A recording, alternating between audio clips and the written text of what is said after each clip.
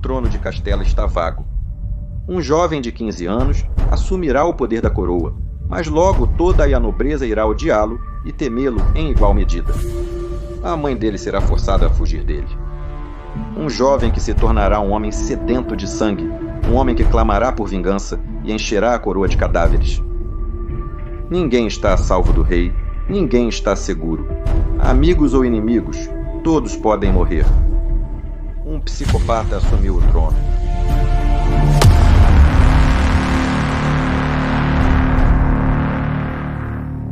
Com a morte de Afonso XI o Justiceiro, o trono passou imediatamente para seu filho Pedro, que tinha 15 anos. Tudo certo? Pois não. Preparem-se para as conspirações que estão por vir.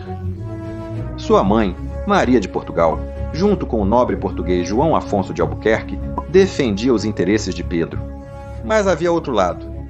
Diante deles estava Leonor de Gusmão, amante de Afonso XI por quase 20 anos e com quem teve 10 filhos. Ela queria acumular mais poder para ela e seus filhos, não necessariamente o trono. E para completar, temos um terceiro grupo. Outra, Leonor, que era irmã de Afonso XI e tinha 2 filhos, João e Fernando. Então ambos eram primos de Pedro I de Castela. Vamos chamá-los de Bloco Aragonês, já que Leonor era a viúva do falecido rei de Aragão, Afonso IV. Agora que vocês conhecem o contexto, vamos lá. Assim que Afonso XI morreu, Maria, sua viúva, ordenou a prisão e o encarceramento de Leonor e todos os seus filhos, mas como uma vingança pessoal. Isso agradou a maioria de Castela, que desaprovava a ascensão dos bastardos de Leonor. No entanto, não seria fácil. 2 dos filhos de Leonor, sendo um deles Fadrique, mestre da Ordem de Santiago, e o outro, Henrique, conde de Trastâmara. Atenção, conde de Trastâmara! Eles souberam e se levantaram em armas antes de serem presos. Além disso, sua mãe conseguiu que Henrique se casasse com a filha de Dom João Manuel, a quem conhecemos em um capítulo anterior. Assim, obtiveram muitas propriedades e influência. Maria, temendo uma guerra civil, libertou Leonor. Mas problemão? Em agosto do ano de 1350, o jovem Pedro adoeceu gravemente. Claro, no palácio começaram a procurar um sucessor. E quem era o melhor para o cargo? Fernando de Aragão, filho de Leonor e Afonso IV de Aragão. Vocês ainda não sabem disso? Mas Fernando teve que fugir de Aragão após a chegada de Pedro, o cerimonioso ao trono. E claro, o cerimonioso. Ao saber que Fernando estava se candidatando ao trono, ele entrou em pânico. Castela era militarmente superior a Aragão. Então, se Fernando fosse coroado rei, ele poderia usar seu sangue aragonês como casus belli para reivindicar o trono e conquistar a coroa de Aragão. E então surgiu outro candidato, Juan Nunes III de Lara, descendente de Afonso X, pela linha dos infantes de Lacerda. Vocês se lembram deste? Link para o vídeo acima. Eles eram oficialmente os verdadeiros herdeiros ao trono de Afonso X, mas após uma guerra civil, perderam seus direitos. Bem, agora eles os reivindicavam. E então aconteceu uma reviravolta nos acontecimentos. O jovem Pedro superou sua doença e agora conhecia os nomes de seus inimigos dentro do palácio. Aqueles que estavam dividindo a coroa diante de sua morte. Assim que se recuperou, Pedro e sua mãe decidiram prender Leonor, a antiga amante do rei, pensando que assim eliminariam uma das facções. E de fato, após a execução de Leonor no ano de 1351, Henrique de Trastâmara fugiu para Portugal com o grupo de Leonor destruído. Era a vez de Juan Nunes de Lara, que havia se candidatado à coroa. Os exércitos de Pedro entraram em Biscaia como um furacão e esmagaram as forças rebeldes. Curiosamente, Juan morreu por causas naturais, e seu herdeiro de 3 anos também. Ou pelo menos é isso que diz a crônica. Por enquanto, a coroa de Castela estava em paz. Na verdade, Pedro perdoou a rebelião de Henrique de Trastâmara, que voltou do exílio e se refugiou em suas posses nas Astúrias. E o que ele fez quando chegou lá? Bem, ele reuniu um exército e se rebelou contra a coroa. No entanto, ele não era uma ameaça real naquele momento. No ano de 1353, Pedro se casou com Branca de Bourbon, da família real francesa. Mas aqui vem um capítulo digno de novela. 2 dias após o casamento, o rei ordenou que ela fosse trancada no Alcácer de Toledo. Mas por que ele faria isso? Porque o monarca estava perdidamente apaixonado por Maria de Padilla, uma jovem dama castelhana. Claro, não há problema em o rei ter uma amante, isso é algo comum. Mas era preciso manter as aparências, não trancar a esposa e viver a vida com a amante. Isso enfureceu grande parte de Castela, e mais uma vez o reino se dividiu em 2 bandos. Por um lado, a mãe do rei Maria, o nobre de Albuquerque e grande parte da nobreza castelhana. O rei de Aragão, Henrique de Trastâmara, que não fazia diferença porque já estava em aberta rebelião. Padrique e o rei da França, todos esses apoiavam Blanca de Bourbon, apoiando o rei. Estavam presentes a pequena nobreza, a comunidade judaica e, muito importante, a burguesia. Por que a burguesia? Porque Pedro foi dando mais poder às vilas em detrimento da nobreza, apostando em eliminar os poderes nobiliárquicos. A rainha-mãe não queria que a coroa se rompesse, por isso pediu ao Papa Inocêncio VI que intercedesse por ela. De fato, convenceu Pedro a se reunir com Branca. Na verdade, ele o ameaçou com a excomunhão. Se não o fizesse, Pedro se reuniu em Valladolid com sua esposa. Mas, novamente, 2 dias depois, ele foi embora e deixou o palácio de cabeça para baixo. E é que todo o palácio, todos os altos cargos da corte e os mestres das ordens militares foram destituídos e substituídos por parentes de Maria de Padilla, sua amante. Além disso, ordenou atacar as posições do valido de Albuquerque, que teve que fugir para Portugal. Pedro, prevendo um contra-ataque, ordenou aos Trastâmara que defendessem a fronteira com Portugal. Mas, claro, como também não confiava neles, ordenou a um irmão de sua amante, João Garcia, recém-nomeado comendador-mor da Ordem de Santiago, que vigiasse por sua vez os Trastâmara. No ano de 1354, Pedro voltou a se casar, desta vez com Joana, uma galega, o que complicava ainda mais as coisas. No entanto, numa tentativa de acalmar os ânimos, foi acertada uma reunião perto de Zamora para chegar a um acordo. Cada lado compareceu ali, e foi ali que o rei percebeu que a coroa estava escapando de suas mãos.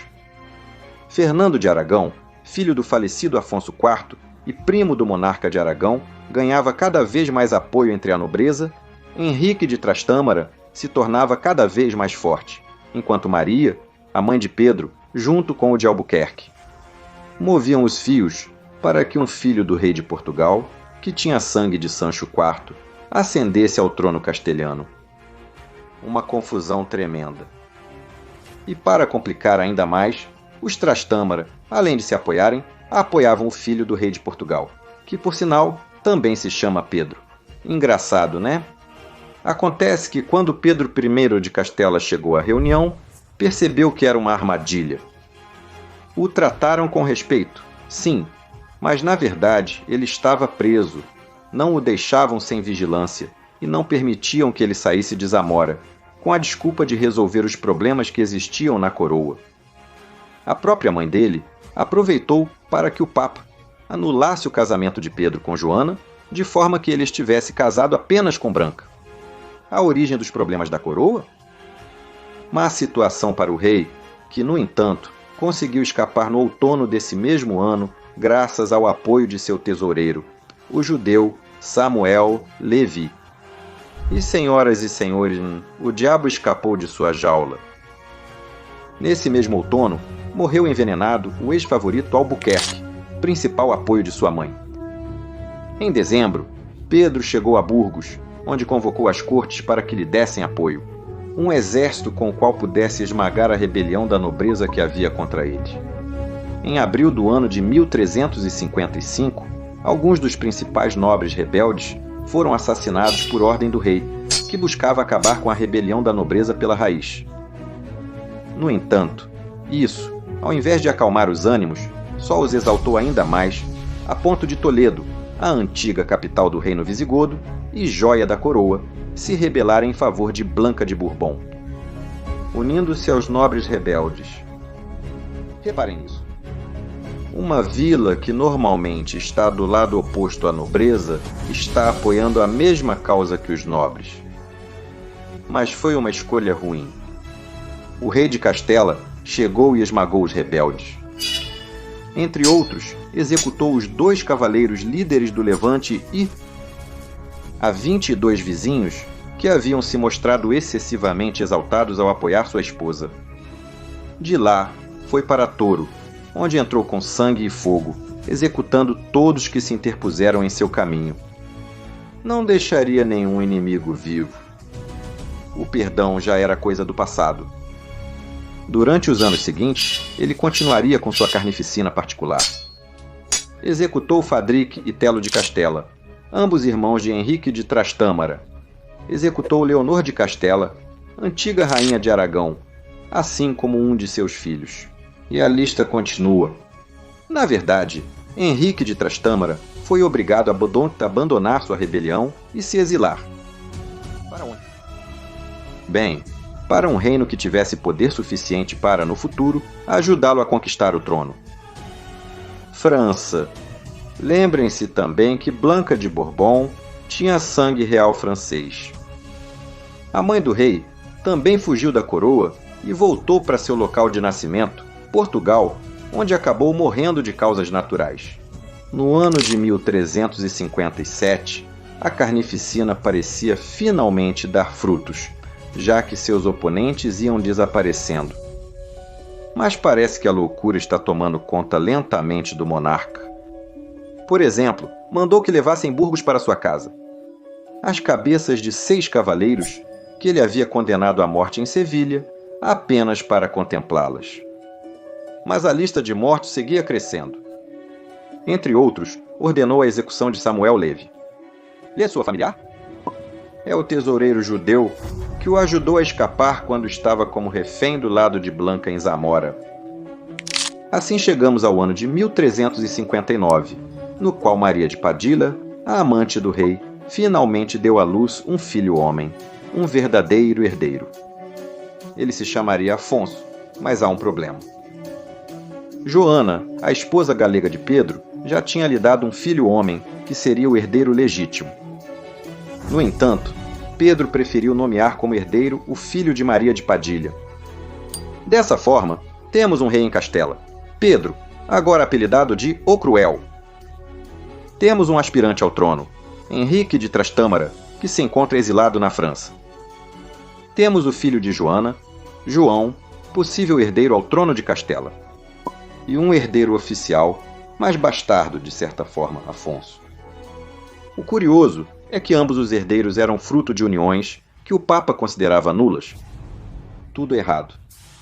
Em sua loucura e sede de sangue, Pedro concebeu uma última manobra para resolver todos os seus problemas.